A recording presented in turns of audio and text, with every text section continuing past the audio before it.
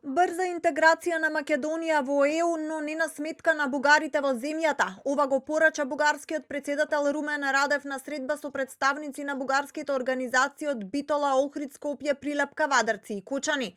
Од кабинетот на Радев велат дека тој на средбата во Софија им порачал дека очекува македонската влада да ја спроведе преговарачката рамка која беше изгласана во јули 2022, но и дека заштитата на бугарите во земјава не е само кауза на бугарските институции, туку и на целата ЕУ.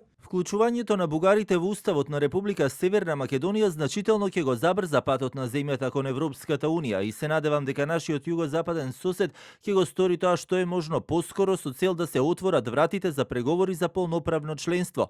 Сите се надеваме дека интеграцијата на Република Северна Македонија ќе се случи што е можно поскоро, но тоа не може да биде на сметка на правата на бугарската заедница во земјата. А представниците на бугарската заедница во Македонија се изјасниле против идејата за уставни измени со одложено дејство и се пожалиле на Радев и за акцискиот план за малцинства кој Македонија е обврзана да го направи според преговарачката рамка паралелно со уставните измени. Тие особено го насочија вниманието кон фактот дека не биле вклучени во подготовката на овој план од самиот почеток, како и кон исклучително краткиот рок во кој одеднаш биле повикани да дадат проценки предлози според овој план. Вчера премиерот Мицкоски на брифинг со новинари порача дека секоја отстапка од македонската страна резултира со нов услов и затоа се потребни гаранции.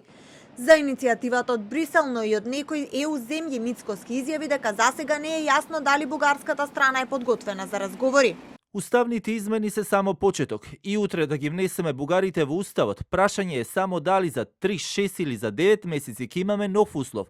Едно е политиката, а друго се националните интереси. Прашањето е дали ќе продолжиме по овој пат да бидеме наивни дека ако правиме отстапки тоа е начинот. Јас не мислам дека тој пат е добар. Овој пат по кој оди оваа влада е тежок, но не е срамен.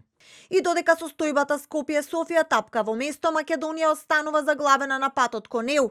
Според преговарачката рамка, земјата мора да го смени уставот, но и да изготви посебен документ кој е дел од патоказот за владење на правото или така наречениот акциски план за малцинства за да ги стартува преговорите. Двата документи се сместени во првиот кластер фундаменти со кои стартуваат и завршуваат преговорите со ЕУ, а постојано ќе се разгледуваат на меѓувладините конференции на земјата со Брисел во текот на целиот процес на преговорите. Бугарија пак ќе може да стави вето на акцискиот план уште на самото усвојување на ниво на земји членки.